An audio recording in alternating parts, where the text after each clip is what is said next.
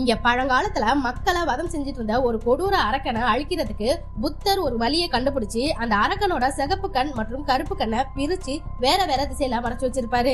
எப்போ இந்த ரெண்டு கண்ணும் ஒண்ணு சேருதோ அப்ப அந்த அரக்கனுக்கு மறுபடியும் உயிர் வந்து இந்த உலகத்தையே நாசமாக்கிடும்.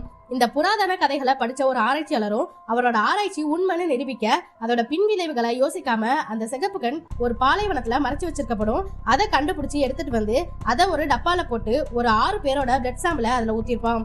7வதா இவனோட ரத்தத்தையும் அதுல ஊத்த அந்த சிகப்பு கண்ணுக்கு உயிர் வந்து இந்த ஆராய்ச்சியாளரையே போட்டு தள்ளிடுது. அதே சமயத்துல சிகப்பு கண்ணுக்கு உயிர் வந்துருச்சுன்னு தெரிஞ்ச துறவி ஒருத்தர் அவர்கிட்டதான் கருப்பு கண் இருக்கும், அதை அவரோட சிஷ்யன் கிட்ட கொடுத்து வேற ஒரு துறவி கிட்ட சேர்க்க சொல்லியிருப்பாரு.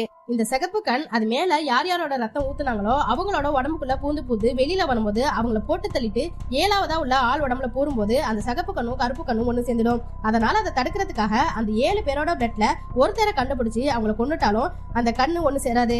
அதுக்காக அந்த ஆளை தேடி சிஷ்யன் அலைஞ்சிட்டு இருக்கும்போது அது ஒரு ஸ்கூல் பொண்ணோட உடம்புலதான் இப்ப இருக்கும். அது சிஷ்யனை பார்த்து அந்த ஸ்கூல் பொண்ணோட கண்ணத்துல சிகப்பு கண் ஓபன் ஆகி அவ ஒரு மாதிரி கோரமா சிரிப்பா பாருங்க சிஷ்யன் அரண்டு போயிடுறான்.